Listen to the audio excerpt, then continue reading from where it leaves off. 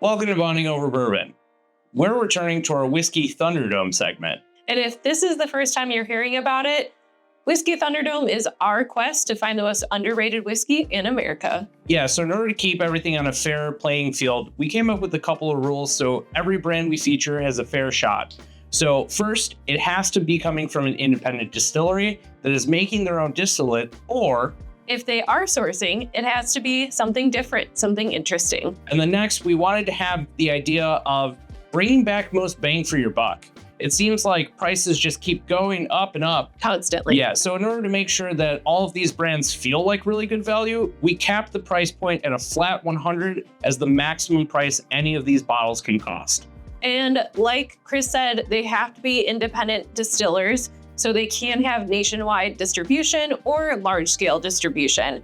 We want to make sure that it's worth the trip. Yeah, and that it feels like it's a special trip to get it. So we do have six contenders here right now. We're going to do a little fast forward, mix them all up, and then we'll come back to start doing the blind taste.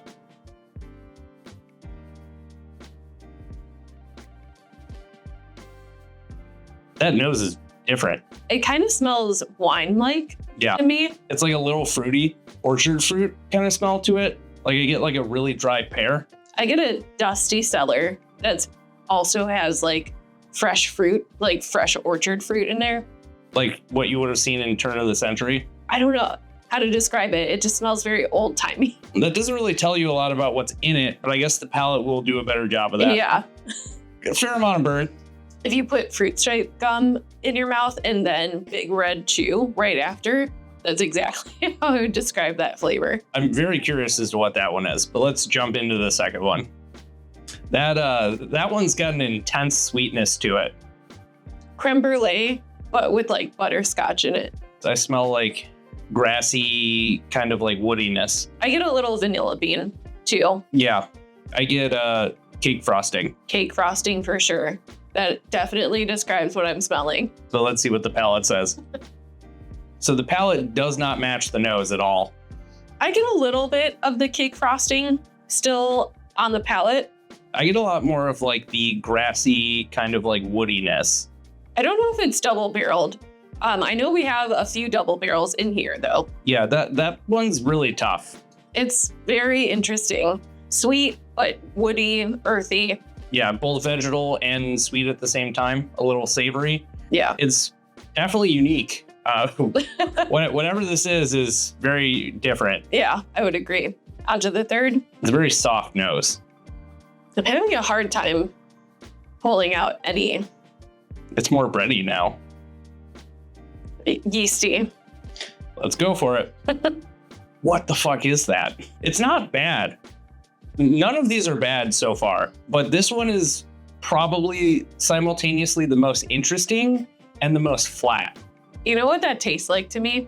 Matcha, the grassy undernote of it. But it definitely has some of that funky kind of breadiness. Closer to like a classic four-green, but not calling it out. I guess we won't know until the end. Let's go for the next one. I have no clue what this one is. I get a little acetone. I'm going to throw out a weird one here. Those chalkboard erasers, I get like a dusty kind of like mineral-y nose with a little bit of like kind of fabric. I'm getting a little fruit on there. Maybe like blueberry or some kind of dark fruit. But like dried fruit. Mm-hmm. Like a fruit leather. That is a rich, oily mouthfeel. It's also got a lot of pepperiness on the palate. But I also get a little bit of orchard fruit. Well, I'm interested to see what that one is when we go back around. Oh. Wait for it. Grass clippings. Yeah. Harry Potter, every flavor, the jelly beans. And that's the grass flavored one. That palate is so light and drinkable. It tastes very cooling compared to the other ones. That one has to be a rye. Yeah, that one has a lot of like mint sensation to it, but I would say more of like a spearmint. The grass comes through on the palate, maybe like a sweet grass. Sweet grass? Yeah, or bison grass. Do we go for the last one here? Yep, let's do it. I get a little cherry on that one. Honey nut oats. What are you getting on the palate? I still get a little bit of honey, and I get a cooling sensation again. It's very light on the palate. It doesn't really coat the tongue very much, but I am getting like some pinpricks. These are pretty interesting. I think this is going to be a tough one. We're going to deliberate a little bit, do another pass here, and we'll just kind of speed up all the footage and get to our conclusions at the end. Each one of these is so distinct and different.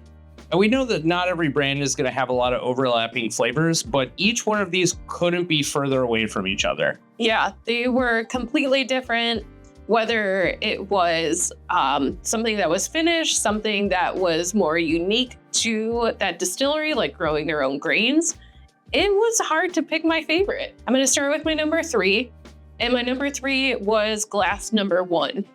I really like the notes of all of the different types of fruit and the hint of cinnamon in there. I thought that it was really unique, and I've never tasted those two together. My number 3 is going to be glass number 3. It does have a lot of like Buffalo Tracy kind of cinnamon flavor. Yeah. Or like maybe closer to very old Barton.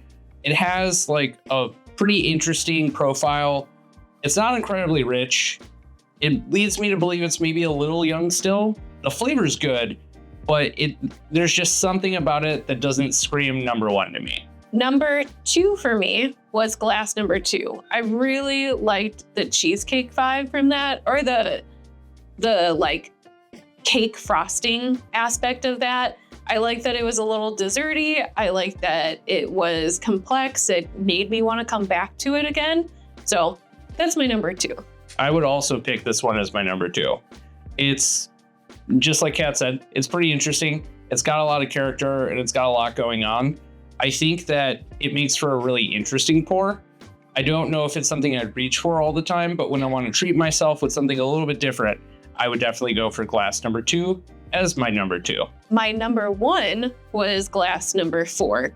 This one, I just wanted to keep going back and nosing it. It was so different, but really, really like rich, complex flavors. Yeah, this is also my number 1. Just the richness is so interesting.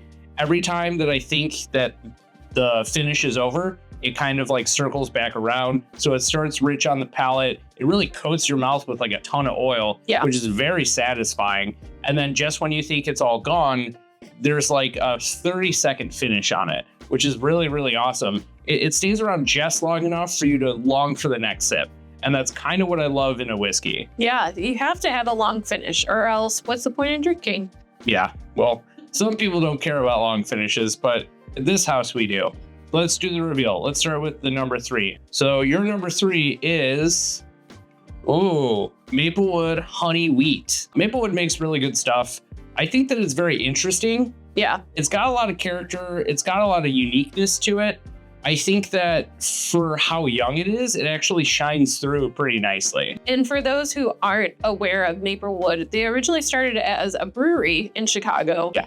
And they turned into focusing a lot of their efforts into whiskey. They essentially take a lot of their formulas for beers and they work it into a way where they can distill it into a whiskey. Mm-hmm. So they're obviously changing up like the fineness of the grain and things like that, but they mostly emulate the style of beer making. I believe next was this one. Number 3 was my number 3.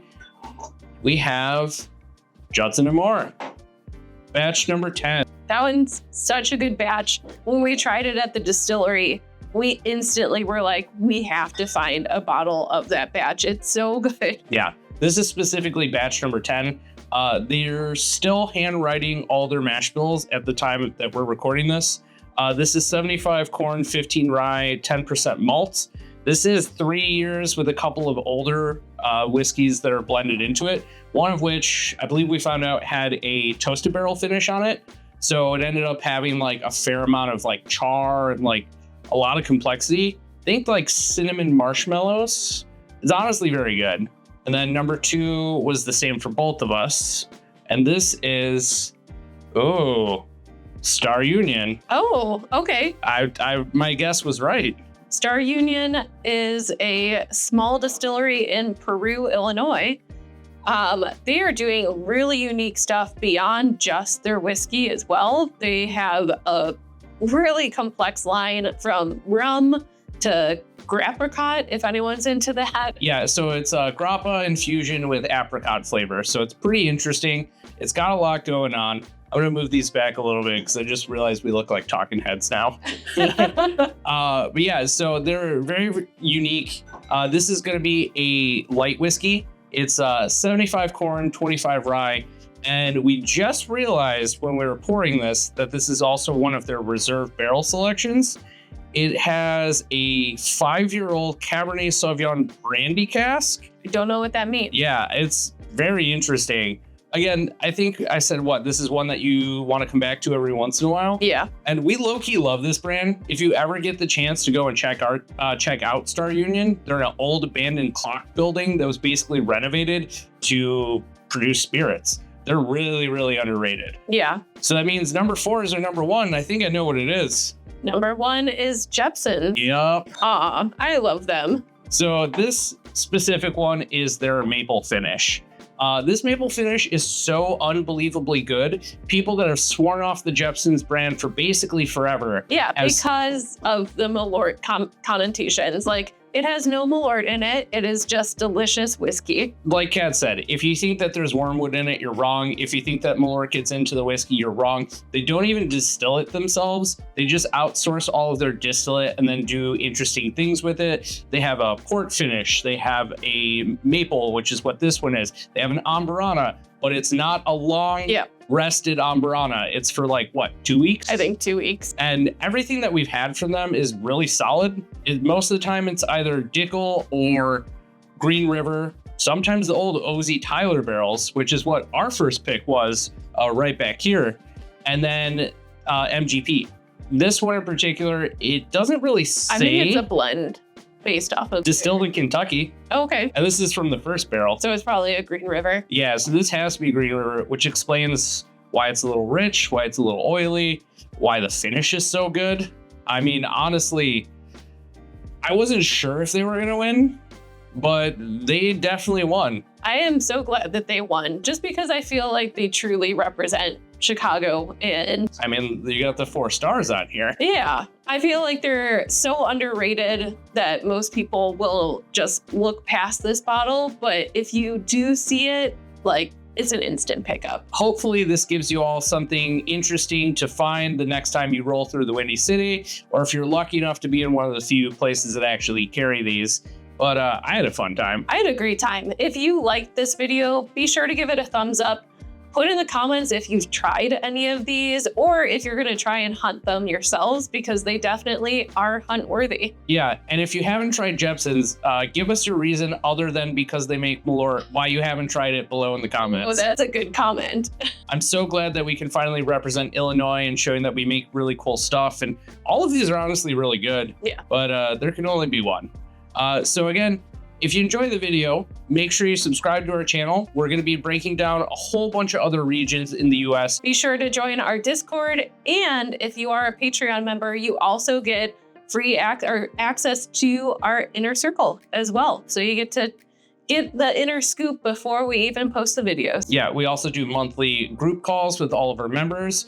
You get inside information to all the stores that we're going to before we announce it. We let you know when there are 1s and 2 drops of some pretty hard to find things. Oh, yeah. And then of course, you get to stay up to date with our channel. You get early access to other things that we're doing. And sometimes you even get the privilege to come and join us on some of our barrel picks and some other cool events that we have in the works. Thanks so much for watching us, guys. We will catch you next time.